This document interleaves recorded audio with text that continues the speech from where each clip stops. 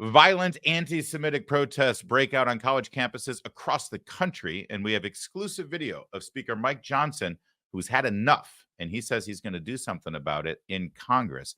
Plus, the economy takes another turn for the worse. Is this the end for Biden's hope for 4 more years? And the DEI bug has bitten the White House in the butt, but they can't get rid of Karine Jean-Pierre because, all those boxes are checked. We're going to talk about all of that today with our guests, Beverly Hallberg, Independent Women's Forum, Akash Chogli from Americans for Prosperity, and Andy Mangione from the Association of Mature American Citizens. We are brought to you by AFP and AMAC. I'm Larry O'Connor, and this is the Roundtable. And we begin this week's roundtable with an exclusive sneak peek of Salem News Channel's This Week on the Hill with Tony Perkins and Speaker Mike Johnson. Speaker Johnson was specifically asked about the scene on college campuses this week, the violence, and what the House of Representatives could do about it. Take a look. You've been traveling the country in nearly a dozen states, including New York at Columbia University, ground zero of the anti-Israel, pro-Palestinian Hamas protest. Why was it important for you to go there? As many as 200 college and university campuses had some form of this anti-Semitic, anti-Israel protest. It's a pro-Hamas protest, frankly. These are violent protests in some places. They are intimidating, harassing, threatening Jewish students simply because of who they are. The first responsibility of a university administrator is to secure the safety of their students. And if they can't do that, they need to step down. There are a lot of indicators that it's not a spontaneous student-led event at all. All the tents at this encampment, so many of them were of similar size and shape and color, as if they were imported in from some outside force to allow and to foment this kind of disruption. We're looking at very seriously reducing or eliminating any federal funds at all to campuses who cannot maintain basic safety and security of Jewish students. If you're a foreign student here and you're participating in this madness, you don't have a right to do that. Maybe your visa should not be extended. Maybe it should be revoked if you're going to threaten your own classmates here or come here for that purpose. All right, that's a lot of tough talk from Speaker of the House, Mike Johnson, who actually had a pretty rough start to the week, but he ended strong, especially with that personal appearance speaking on Columbia University's campus. So let's start with you, Beverly. When you hear the speaker threaten federal funding for any college campus that doesn't get a hold of these protests, sounds like a good idea to most people, I would think. Well, it depends on what camp you're in. But yes, I think a lot of conservatives would consider that a good thing. Here is something to consider, though. You're going to hear a lot of people talking about this being a violation of free speech. Now, I am a free speech absolutist. I believe people have the right to say anything they want, even if I find it morally reprehensible. But what you don't have the opportunity to do is hijack property, block people's access to enter buildings. You don't have the right to threaten people with your speech. And it's gotten to the point where even USC has had to change their graduation ceremonies that they have because they're afraid of the unrest. So when you're looking at this becoming violent, it's not a free speech issue anymore. It's going much further than that. I understand why Speaker Johnson is coming out and saying that the government needs to step in, because we are talking about your tax money going to these institutions where students don't even feel safe on these campuses. Yeah, but Akash, listen, frankly, I don't understand why our federal government should be funding any of these college campuses, especially considering the kind of endowments they're sitting on. But ultimately, part of my, republicanism tells me that maybe this shouldn't be something that the Congress does. That should be the states involved in this. States need to get a handle on it. I think it's both, Larry, which is that Congress is far too involved in college campuses to begin with. As you mentioned, we spend far too much money, far too many tax dollars currently flow to universities. We have stretched student aid boundlessly up into the middle class. It's way beyond what it was meant to be. And it clearly is subsidizing all kinds of nonsense on college campuses. And so we're badly in need of higher education reform in this country in general. These protests and the behavior of these students, I think, really just underscore that, right? There are major questions about what's going on these campuses. And as Beverly alluded to, it goes way beyond free speech. You can have even abhorrent views in this country, right? It's a free country. And these pro-Hamas protesters, frankly, do have abhorrent views. But if they're peacefully exercising their right to free speech, that's okay. It's clearly gone way beyond that. Students are being assaulted. They can't guarantee the safety of Jewish students on campus. And so not only do I think members of Congress and the federal government need to reconsider, our tax dollars flowing to these campuses, but also to the extent that these are happening on public university campuses in certain states, those are state employees. When professors are on campus and other administrators, other employees, those are state tax dollars. Those are state institutions. And so by all means, state governments have a responsibility there as well to not only, again, protect the free speech rights of students, but foremost, protect the safety of students, faculty, and others on campus. Well, and it's been noted, certainly, that most of those states where we're seeing the worst protests are dominated by Democrats. They're blue states. Andy, let's bring you in here because one of the things that burns my behind, and I think it might burn those of the membership of AMAC, is that this comes at the same time Joe Biden is trying to take federal dollars to pay off people's student loans. So these are the people that I'm having to pay for their tuition. Are you kidding me? Exactly.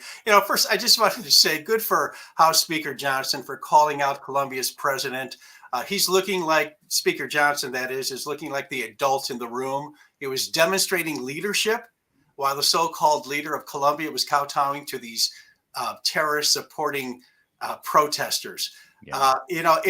Larry, it's just when you look at, I've got 2 kids in college right now. My wife and I opened up 529 accounts when they were infants. We put a little bit of money away there. Wasn't a lot, but we did it for 20 years, and we've got their college tuition covered now. And I'm not the only one who does this. But if you're going to take tax dollars and subsidize these kinds of kids and these kinds of so-called academics at these so-called prestigious institutions, it's a slap in the face of every American taxpayer and every American parent who struggled to put their kids through college, whether they saved for it or tried to cash flow it. It's obscene and it's absurd, but that's pretty part and parcel for this administration. Yeah, and Akash, I do also want to follow up. I agree with Andy. I think it was a really strong performance by Speaker Johnson when he needed it, by the way. He also mentioned the idea that there are foreign students on student visas who are now participating in these things. And I mean, that is a federal issue. And frankly, I think that he's got a point. I hadn't even thought about it this week, but he's got a point. You're here on a student visa as our guest. Maybe you should rethink it if you're going to come here and then protest our country and protest against our allies. Well, to be clear, I don't think Speaker Johnson is questioning anybody's right to protest. Speaker Johnson has been a long defender of free speech. He, of course, has a background in constitutional law. He's a rock-ribbed conservative, and I think he's demonstrating those principles in that interview, which is, one, again, upholding the rule of law, upholding the right to free speech. But again, yes, if you are not an American, but you're on American soil, committing acts of violence and threatening students, I think by all means, there should be some reconsideration of what exactly we're doing here. I think these are, as you note, questions for Congress, and I'm glad that Speaker Johnson is stepping up and taking a leadership role here, because again, I think he's an eloquent voice for the conservative cause. I think this is a unifying issue, not just for conservatives, frankly, but for Americans of all stripes who care about having a productive higher education system, who care about protecting free speech, but who also care about common sense values in our country. And so I think it's an important point and an important moment. You're right. And important to draw that contrast from really the equivocation that we saw from President Biden, who barely said anything. And when he did, it's like, well, both sides have a point. Thank you, by the way, for correcting me. You're right. This isn't about protesting. This is about the violent protests, the trespassing, the violations of the law. Beverly, what about that? And listen, this is what I'm worried about. They're trying to recreate the 60s, right? And my worry is that the Republicans they're going to be Lyndon Johnson. They're going to be the man. They're going to be the old grumpy men who are saying, get off my lawn. And they're trying to instill some sort of energy and enthusiasm with young voters who really don't know what they're doing, but they just know that the grownups and mom and dad, they're always wrong. Is that what we're seeing here? Republicans do have to be careful about this in the narrative that's out there. Now, I think one thing that does benefit them is something that you brought out already, and that these are organized events. And when you actually talk to the people who are protesting, if you ask what they stand for, they say, well, free Palestine. Then you ask, well, what is this university doing? They can't answer that. They don't even know what the word divest means, even though they talk about divesting from Israel. So I think as you dig more into what are they actually standing for? What's going on? And I think this angle that the majority of Americans feel very strongly about is that we should stand up for Jewish people in this country. I don't care if you're Republican. I don't care if you're Democrat. The majority of Americans find anti-Semitism completely abhorrent. And so I think if this becomes, who are you defending? You are defending, obviously, the values of this country, but also the people who live here, and that this type of discrimination is not okay. And so if they message this correctly, instead of just get off my lawn, as you say, but who are we actually standing up for? What are the values we're standing up for? I think it got much further, even with the Democrat Party, because this is the far left that supports this. This is Ilhan Omar. This is not your middle of the road Democrat who thinks what's going on is okay. We're going to let that be the last word on this portion of the discussion and Speaker Johnson's strong statement. But we've got more about these protests, about what we saw, and about some states where the police have had enough before it even gets started. And we're going to talk about that coming up next. For 2 decades, conservatives have chosen to partner with Americans for Prosperity to expand freedom and opportunity. AFP's grassroots movement has been delivering real, tangible results at the local, state, and national level to improve the lives of millions by lowering taxes, removing burdensome regulations, and expanding school choice, just to name a few wins. With more than 4 million advocates and local offices around the country, Americans for Prosperity is the largest, most effective grassroots organization in America. Now AFP is taking on Bidenomics and fighting to secure the border. See how you can join the movement to reignite the American dream at americansforprosperity.org. Well, these college protests continued to get bigger and louder and uglier and violent in some cases. But in Texas and in Georgia, well, the police had different marching orders. Take a look at this scene from Emory University in Georgia.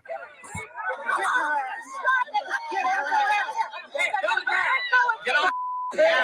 Get on the ground. Get on the ground.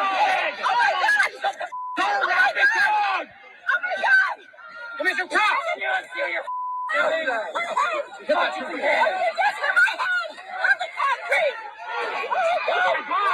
Oh my God!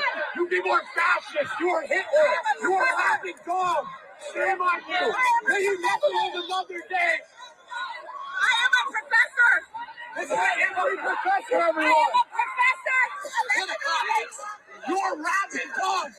I don't mean to laugh, but there's something about screaming, I am a professor of economics while you're getting handcuffed by the police that just sort of seems sort of funny to me.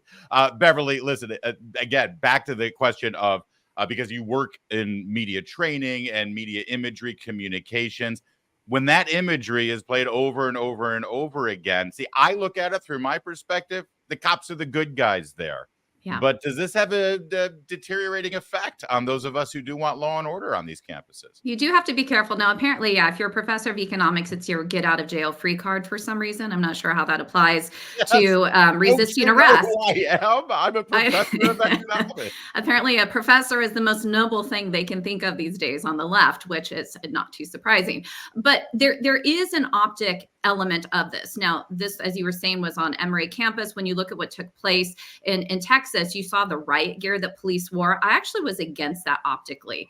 It's not going to benefit in these little snippets. It's not going to benefit the police to see that. I understand we want them to be protected, but here's what you have with social media. When you have a TikTok, Instagram, fill in the blank of whatever, they're going to take these 10 to 15 second clips, take it out of context, not show that these police officers probably talked to this professor many times before it got to this point. And so, yes, this is going to be used to try to show that the police are in the wrong, that the right is in the wrong, these horrible red states are in the wrong.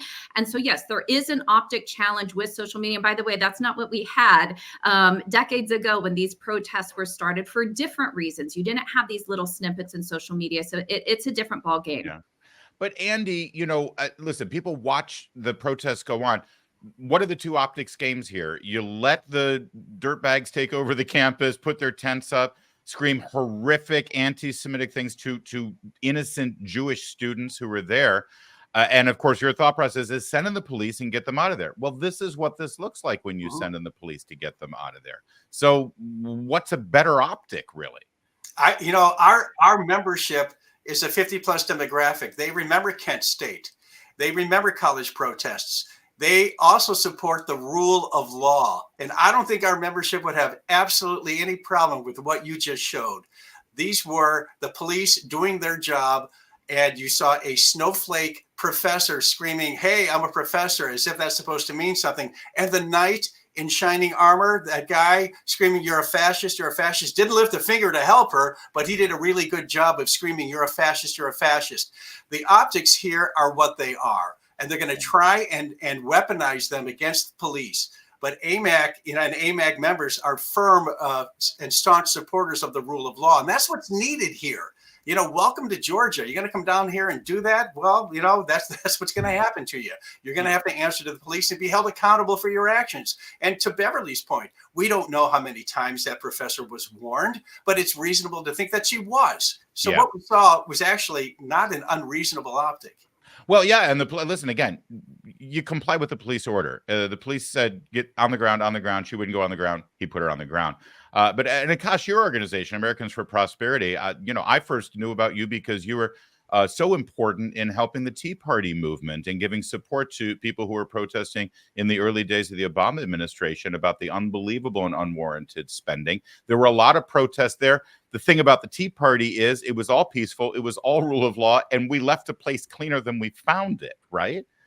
That's exactly right. I'm sure many of the folks watching this show were part of those protests, right? There were thousands of people at some of these rallies, but it was never violent. It was never anything like that. And I think, as Beverly and Andy pointed out, the context matters here. We have no idea how many times this lady was warned. I laugh. I believe the person holding the camera was shouting that the police are Hitler in this instance, which for pro-Palestinian, pro-Hamas protesters who are celebrating the slaughter of Jews to be alleging that somebody else is Hitler is pretty interesting. But there's no irony on the left when they're dealing with things like that. There's no sense of self-awareness. But again, I think all of the context here matters, and that's what we as conservatives have to make sure that people are aware of, right? And Beverly made this point, which is that optically people are going to draw conclusions from 15-second segments, but again, Governor Kemp in Georgia, Governor Abbott in Texas, Speaker Johnson, these conservative leaders have long championed free speech. AFP has worked with all of them. Every single one of these people that we just mentioned, AFP has worked in states at the federal level. Our activists have partnered with them to promote and protect free speech on college campuses. These are the same places that criminalize hate speech and all these other things. And so protecting free speech is important. But when that protest crosses a line into violence and threats, then this kind of thing is justified. And if I could, Akash, I believe you've also worked with Governor DeSantis in Florida, as well as the president of University of Florida, former Senator Ben Sasse. So take a look at this letter that was handed out to protesters when the encampments began on the University of Florida. And I'll read it out to you. It's very clear. It says allowable activities, speech, expressing viewpoints, holding signs in hands. Then it gives a list of the prohibited activities, including amplified sounds, demonstrations inside buildings, littering, camping, sleeping, unmanned signs, blocking areas. It got basically everything that we're seeing up in Columbia and Yale. And then the most important part at the bottom, consequences for non-compliance. Individuals found responsible for engaging in prohibited activities shall be trespassed from campus. Students will receive a 3-year trespass and suspension. Employees will be trespassed and separated from employment. Right back to you, Akash. That Ben Sasse is the president of University of Florida, and of course, that's under the oversight of Governor Ron DeSantis. That's how you do it. That's what we expect. That's normal. That's how you run a civilization. Not just a civilization, but specifically a college campus. And Ben Sasse has been absolutely phenomenal at the University of Florida, doing the things that make a college campus what it's supposed to be, a place of free expression, of exploration, of learning, of people having dissenting opinions. That's exactly what being great on this issue looks like from Ben Sasse. I think that's a model for other universities and frankly for professors and others that are participating in these protests as well, that there is an opportunity to be heard if you go about it the right way and respect the rights of others. Beverly, this was the dominant story this week. And I think when all is said and done, it doesn't help the Democrats. It doesn't help Joe Biden. Will this be the dominant story going into next week, or do you think that the powers that be are starting to say, yeah, this needs to end? I think it's going to slow down a lot. The question is, will MSNBC and CNN cover it, or is it just going to be Fox? But I even had a thought about this. Let's say you were a USC student. Your freshman year, you didn't get to have a normal freshman year because of COVID. Yeah. Maybe you had to stay home and watch on a screen. Now your commencement is ruined because of these protests. If you're a student in Florida, you didn't have any of this. It was a very, very different experience. And so I do think you have these parents, again, regardless of how they vote, they don't want this for their kids. But these protests are taking place on college campuses because this is where the very progressive left has got its start and has grown, and that is where they're taking it. But I do think that they have gone too far, and we're going to see the pendulum swing more in the other direction.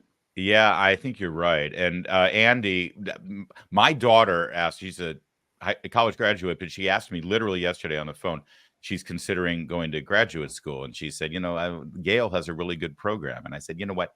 Ask me next week, because this is not the week to ask me that. And I don't think I'm alone. I think people really are second guessing the whole idea of sending kids to colleges like this, if this is what it looks like.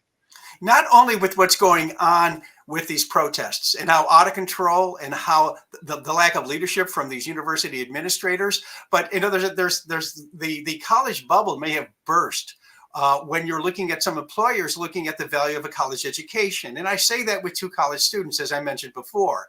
The trades are screaming for good people. You walk out with zero college debt and a skill that you could use for the rest of your life. So you pile on this issue with what's going on in college campuses. And you're absolutely right with regard to Yale. I mean, I don't know if we did an informal poll just for the people that we're talking with here today on your podcast, but like, how impressed are you when you learn somebody went to Yale or Columbia or Harvard or Princeton or Cornell? We really have to call into question the kind of product that these so-called elite universities have been producing for the last 20 years. Yeah. It's like the old game of life. Remember when you spin it and then you decide to go to college or you take the career path? I should have been a car mechanic. All right, there's more to come with a roundtable coming up next. As we draw near to another critical election, it's not only about casting your vote, it's about elevating your voice. As AMAC's membership grows, Washington listens. If you love America, visit amac.us/Salem to become a 4-year member for just $30. Membership gives you access to the AMAC magazine, money-saving discounts, trusted news, sweepstakes, and more. By joining the over 2 million members, they can't ignore your voice. Join now at amac.us/Salem. That's amac.us/Salem. Well, of course, it's a presidential election year, and if James Carville is right, every presidential election boils down to the economy. Stupid. And if that's the case, well, this week, the Biden administration and the campaign looking for re-election, they didn't get very good news. Here's how Rick Santelli delivered it on CNBC. Now let's get to the money numbers. GDP, first look, first quarter, a disappointment, 1.6%. You're looking for a number almost a full percentage point higher. 1.6, the weakest growth on a quarterly basis going back to the second quarter of 22 when it was negative, minus 0.6%. Consumption, 0.5% weaker than expected at 2.5%. 2.5% would be the weakest since second quarter of last year. He kept comparing it to these other worse numbers, which all happened to fall in the Biden administration as well. Coupled with the fact that inflation numbers in February and March were not good, no interest rate reductions as people were hoping for. Akash, we'll start with you. We're basically in Jimmy Carter land right now. They're using the word stagflation, which I haven't heard since then. No, that's right, Larry. And here's the thing. The American people, they don't assess the economy with month-to-month numbers. They look at the entirety of the Biden presidency and his track record. And since he took office, prices are up almost 20%. And so inflation remains a huge problem. It's going to continue to be the case because things are a lot more expensive than they were when he took office, and wages have not kept pace. How has President Biden responded, mind you? Let's look at the last 2 weeks. He proposed rolling back the entirety of the Trump tax cuts, including on the middle class. That's a $2 trillion tax increase. He wants to raise the corporate tax. He wants to raise taxes on investment income. These are going to be an enormous wet blanket on economic growth. And yet at the same time, he wants to grow government, dish out corporate welfare. This is going to be more of the same: inflation, special interest driven governing that the rest of us have to pay for. Yeah, and Akash, not only did he say that he'll allow the Trump tax cuts of 2017 to sunset, which they are supposed to do in 2026, he bragged about it. I mean, that was part of his stump speech that he was delivering. I don't see how that, I mean, what is this, Walter Mondale time again? Andy, if you're on a fixed income, which a lot of the members of AMAC are, this continues to be bad news. I mean, horrible news. Absolutely right. People are struggling right now. Most of our members are retired. A lot of them aren't. But those living on a fixed income, they're living the reality of Bidenomics: high gas prices, high grocery bills. They're struggling to pay for medical expenses and pay for medication. For those who aren't working, they're struggling to save for retirement. They're struggling to buy a home. They're struggling to find, they find themselves in credit card debt just to try and maintain a decent standard of living because of inflation. And if they're not able to cut rates, then there's going to be very little for Biden to hang his hat on as we roll toward the general election. Yeah, and Beverly, this is also hurting families, millennials who would like to buy a home. They can't afford to still, which used to be sort of the regular sort of move into the middle class or upper middle class. If you reached into your 30s and you were married and starting a family, it's unattainable right now. And I think people are putting the pieces together and saying, yeah, it's because of these policies over the last few years. Well, I think it's so funny that the Biden administration continues to talk about the economy doing well and trying to spin this. You can't spin people's reality. People know what's going on. If I may, that is such a great point, because they have one of two choices. Yeah. They can either blame it on Trump and COVID, or they can just say, you guys are nuts, everything's great. And shockingly, they've chosen the latter. Don't believe your eyes. Don't believe your checkbook. Don't believe your monthly budget. Everything's great, Beverly. I mean, yeah, think about this. They're actually telling people you're wrong when you think it feels this bad. You're just wrong. That's not the case. Look at the numbers. We're doing great. Bidenomics is fantastic. And I think that's where people just feel gaslit all over the place and why it's not working for them. I actually think a better message would be to say, look, COVID was hard. We're trying to get out of it. Here's what we're doing to try to improve things. Talk about this more being the struggle, but that you're the fighter who's trying to help navigate it. That to me would be the better angle. And just to talk about what you were saying with millennials or young people trying to buy homes, the interest rates are a huge problem for people trying to enter in the housing market. And also this, more people are using credit cards than ever before because they can't pay for things based on their paycheck. That interest rate is a big deal when it comes to credit card debt, again, the housing market itself. But the Biden administration, while they want to lower it, they know that's going to impact inflation. If they lower it too much, too drastically, they're in a tough position, and telling people that the reality is not true is not the answer. Yeah, and Akash, Janet Yellen, the Treasury Secretary, sort of burst the bubble of the Biden campaign's "everything is fine" here. Speaking with Reuters this week, she acknowledged exactly what the problem is. I know that Americans are concerned with the high cost of living in a number of different areas, and it's President Biden's top priority to address that concern. It doesn't seem like it's his top priority, especially with all of the things that you've already noted that they're trying to roll back and change and actually make matters worse. I mean, AFP is your organization. The P stands for prosperity, and that is out of reach right now, it seems. Absolutely. In fact, Beverly noted that they're running on Bidenomics. They can't really decide if they're running on Bidenomics or not. AFP actually owns Bidenomics.com because the White House and the DNC and the Biden campaign chose not to do so. We bought Bidenomics.com, turned it into a fact-checking rhetoric versus reality website where people can see what has President Biden actually claimed about energy and spending and jobs and all these other economic indicators versus what is the reality. And so I think, as Beverly noted, they're kind of stuck between a rock and a hard place because you can't argue with people's reality.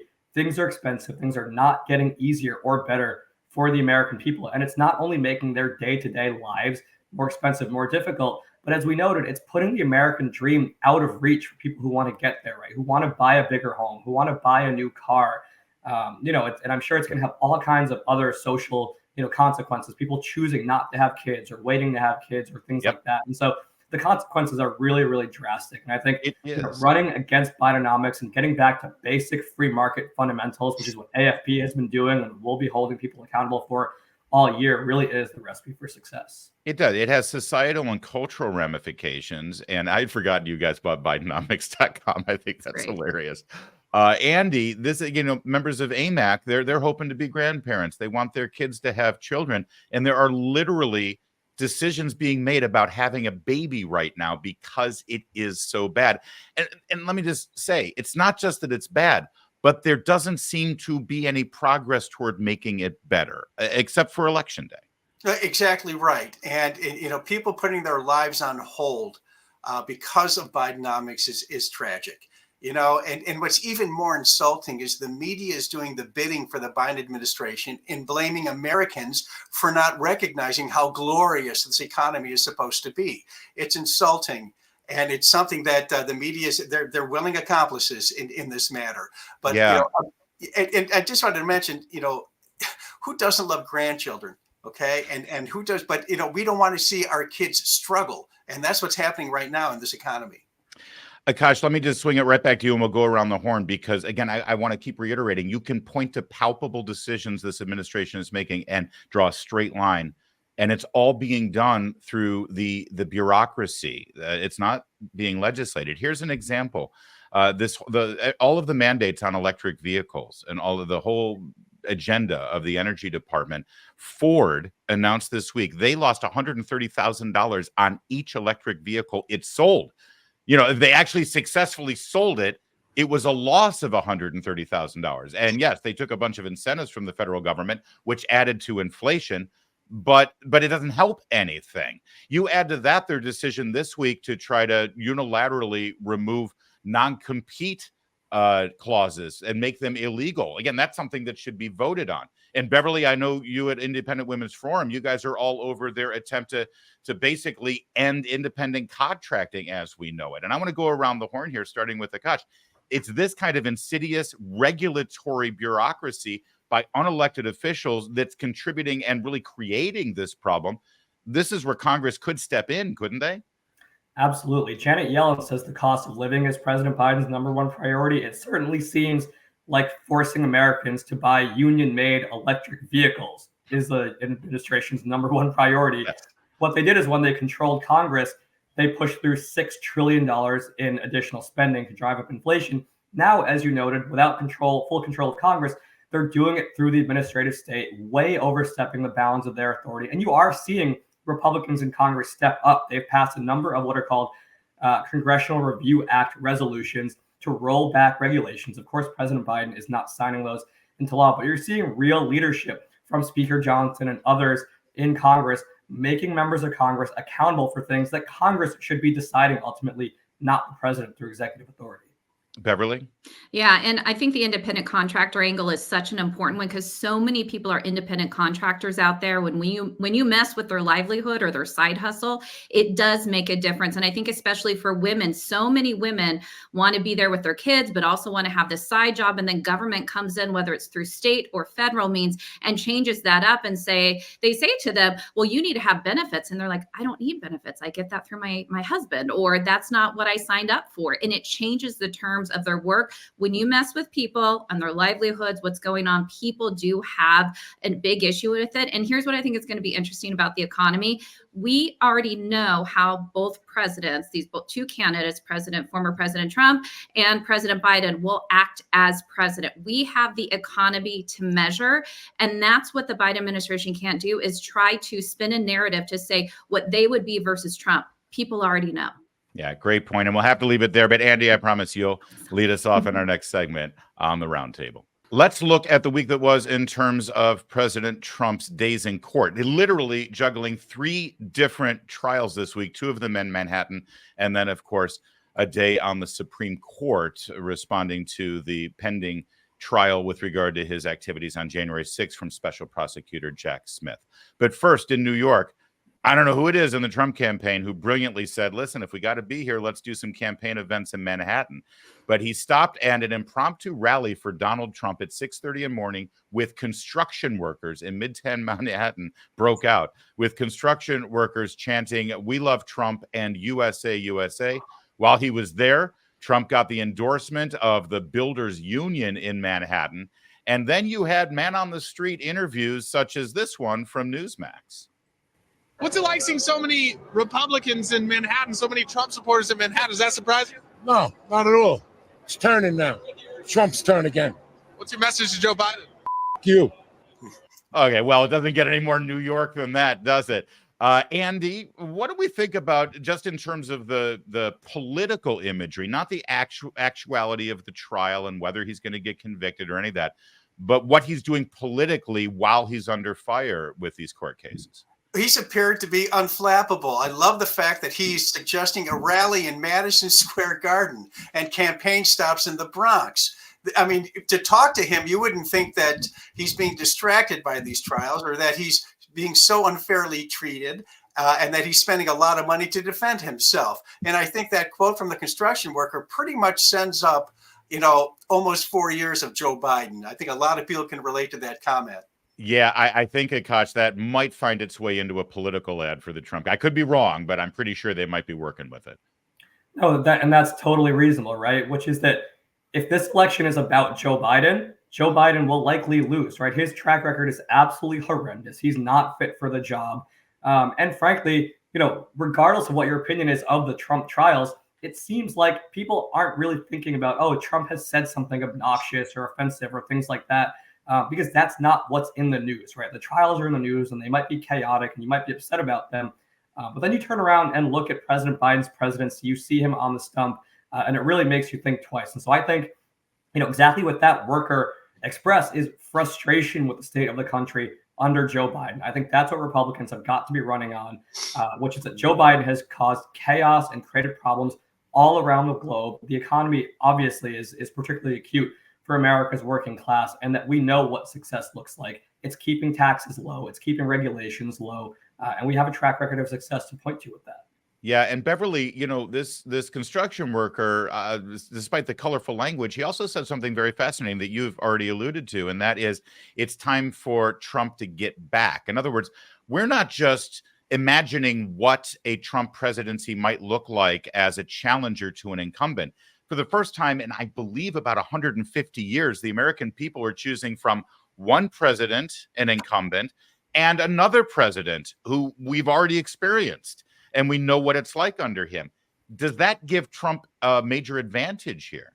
It does. And I do think that these court appearances, these court cases are purely just campaign events for Trump himself. And this is why I think it helps him. And that is because so many people in this country actually feel that the government is against him, that everything is rigged, that there is this deep state. And so when these cases come against Trump, you take this wealthy Manhattan-born and raised man, and somehow he is the spokesperson and the leader of the working class. It's actually quite remarkable that liberals still haven't figured out that the more they go against him, actually the more support he gets. The only people watching these court cases are people who despise Trump and think that this is going to be the thing that finally buries him. He's only going to get more support the more you indict him, the more you have these cases, and they just frankly haven't learned at this point. Yeah, and Beverly, it should be pointed out too that 20 years ago, before Donald Trump entered politics, to those construction workers, to that union, Trump was the boss. Correct. Right? He was the guy who hired them all, yes, negotiated the contracts, and then they were building buildings for him. But I think what the Democrats are hoping for here is you will see the poll, and they'll note the poll over and over again, that there is a certain percentage, a not insignificant percentage of voters, when asked if Trump is convicted of a felony, will you still vote for him? And that's the tipping point, it seems. And I'm asking you, Beverly, because it seems to be suburban women who will have that issue. But is it wise to make decisions based on a hypothetical? Because it's one thing to say, yeah, if he's convicted. But when actually faced with the reality of the conviction, Right. will it actually resonate differently? I think it could. But I also think that with suburban women, there's always been an issue with them and President Trump for very obvious reasons. They don't like the way he interacts with women.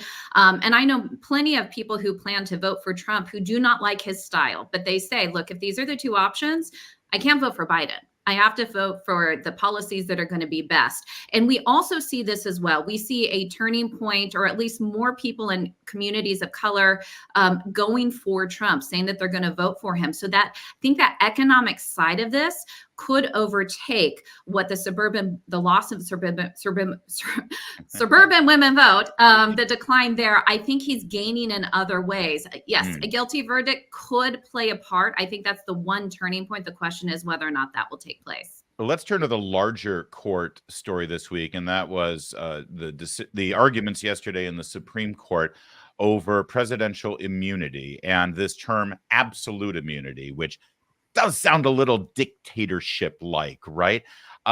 Andy, I'm curious if you think, as this argument plays out, are people looking at it as, well, this is all about Trump, or are they looking at it the way I think they should be, which is this is about the presidency and how things like this affect the presidency, and whether this is a wise thing to do to a president, because if it's allowed, then it's going to open up the floodgates for future presidents.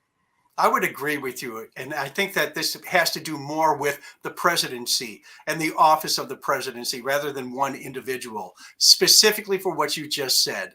If this is allowed, then what's going to stop the politicians on either side of the aisle from going after their enemies? Not good for the country. It's certainly not good for freedom. And it's a horrible look. So I think that what the Supreme Court is doing is looking at the larger picture, looking at the office of the presidency for what it is, as an honorable place for the leader of the free world to conduct the business of our country and to expand freedom throughout the world. And I think the Supreme Court is taking a hard look at that. Akash, I would love for you to address that as well in the constitutional aspects, because I think of AFP, I think about, constitutional standards and norms. But at the same time, I also want to show this graphic so everybody can see it. It's a brand new Real Clear Politics average. They're now going to track the conglomerate of the battleground states, right? So you can sort of track the trends in those all-important battleground states. We all know which states we're talking about. And Trump is clearly beating Biden right now. If they had the election today, he'd get over 325 electoral votes. I mean, after California, New York, and Illinois, Biden's in pretty big trouble in terms of the big ticket wins. So go ahead, Akash, in terms of the larger constitutional questions and, more importantly, how it's affecting the election. Again, I think it's a difficult question, right? That is some level of immunity necessary? Likely, yes. Should it be unlimited? I mean, again, these are difficult questions for the court. I think there's some common sense places where most Americans would probably draw the line. Obviously, there's a distinction between presidential conduct and personal conduct, but it is a question that's much larger than President Trump. Now, as far as how all of this plays politically, I think Beverly alluded to an important point, which is that people are weighing their economic concerns. Are they able to make ends meet, put food on the table, versus the chaos that they saw from President Trump and his personal behavior versus what they might get in a second term from either of these people. But I think the fact of the matter is that in these swing states in particular, right, the cost of living is going up. There's a lot of Hispanic families in a lot of these states. When you think of Arizona, Georgia, even Wisconsin, Pennsylvania, people who historically have been a little bit more lower income. And so economic concerns are very acute. And again, I go back to my prior point, which is that if this election is a referendum on Joe Biden and on the economy and on issues like the border, right, the things that are impacting people most directly, what they see and what they feel most directly in their communities, that's what we're hearing every day at Americans for Prosperity. We're out every single day talking to millions of voters in these, swing states and other states across the country. It's the economy and it's the border that's resonating. If these are the key issues going into November, then Democrats are in trouble up and down the ballot. Yeah, I'll tell you, I was fascinated by the arguments in the Supreme Court, and I'll give myself the final word. When justices, as well as lawyers, sort of made the case, like Lincoln suspended habeas corpus. Should they have been able to, go after him for that? FDR and the internment of American citizens of Japanese descent. Barack Obama killing civilians with drones without any due process. obviously there's got to be some serious immunity, and we'll see what the Supreme Court decides there. And now some intrigue at 1600 Pennsylvania. The New York Post has the scoop. The headline is "Inside the Failed White House Coup Plan to Oust Biden Press Secretary." As Brian Doherty here notes on Twitter, the White House wanted to toss White House Press Secretary Karine Jean-Pierre to the curb, but DEI saved her. Huge diversity issue, and they're afraid of what folks are going to say.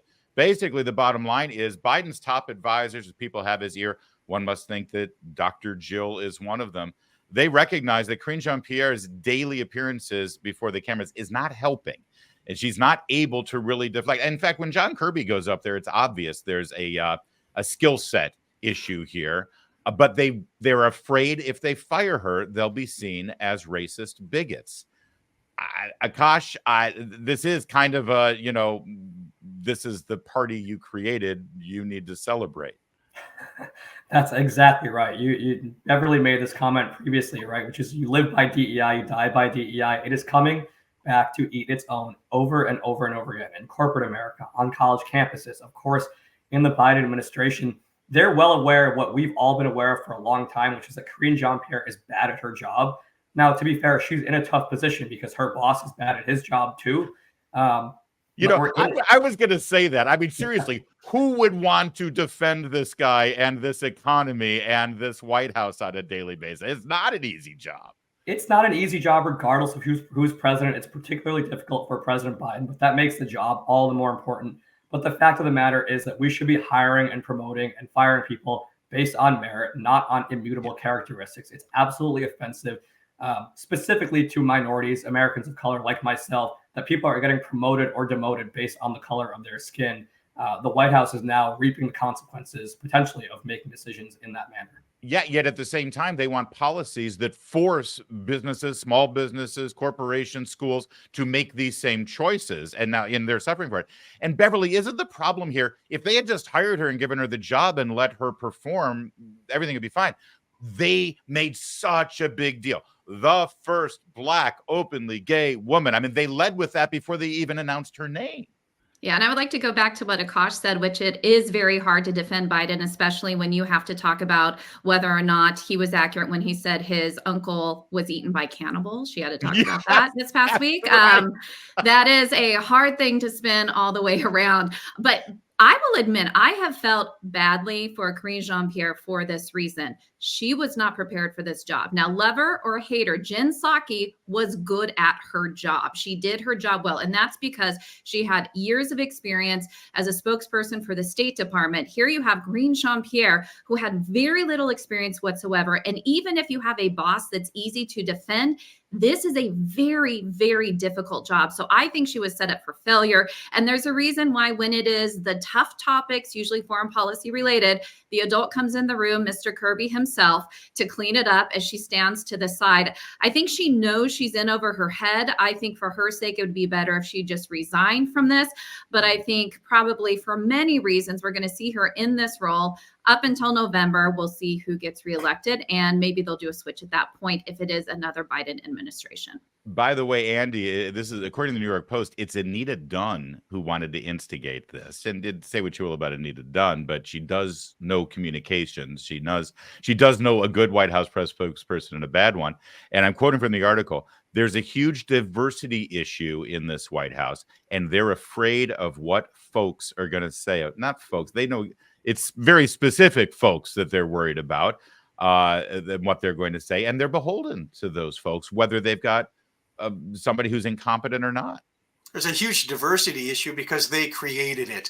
You're seeing in the private sector people bringing lawsuits against DEI policies, against large corporations, which is going to be the beginning of the end of DEI. These corporations, once they start getting sued, will run from DEI like the devil runs from holy water. Unfortunately, this has not made it up to the public sector and the White House. They created this mess, and there is some empathy for this spokeswoman. She is in a tough, difficult position. I think everybody recognizes that. She was set up to fail. She wasn't necessarily the most prepared person to do this when she walked into the press room with her binder and going page by page and reading statements that were prepared in advance. So you have to feel sorry for her. But make no mistake, Joe Biden and the Democrats created this mess, and now they have to deal with it. And honestly, I'll be surprised if she does survive to November, if she continues to hurt the campaign.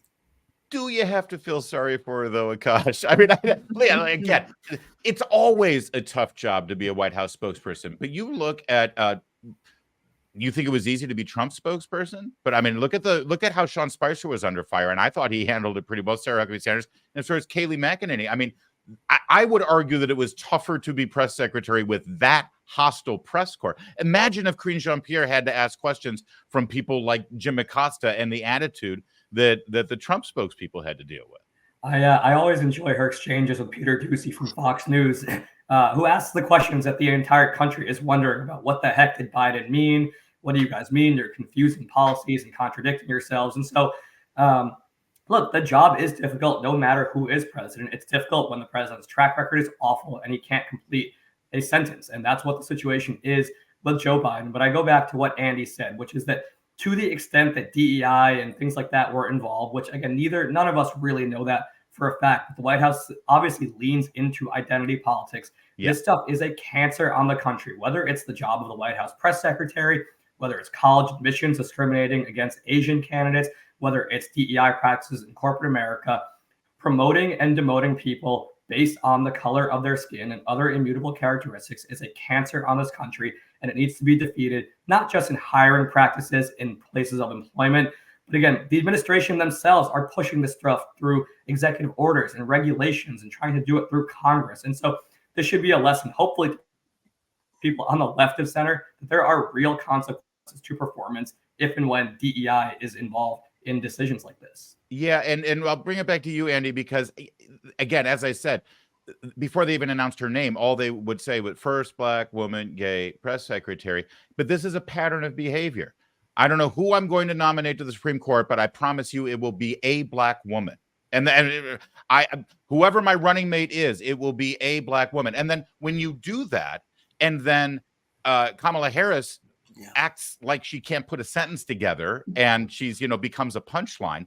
When Ketanji Brown Jackson is incredibly educated, but she can't even answer what a woman is during her confirmation, we immediately say, oh, well, this is what you get. And frankly, that undermines efforts to actually lift up, elevate, and hire women or minorities. Well, it just goes to show you how these policies have the opposite effect of what they're intended to do, which is what liberal and lefty policies do. They destroy everything they touch. They hurt marginalized people the worst. And they really don't produce a really good outcome for the people who are involved and are living these policies. And I think we're seeing that with, in the press room at the White House. Yeah. Well, I'm going to leave it there. I was going to ask one more question, which is, am I a bad person or should I feel guilty for actually enjoying this while I pop popcorn and drink a big ice cold glass of Schadenfreude? But I'm afraid of what your answers will be. So thanks for joining us on the Roundtable today. Thanks, Larry.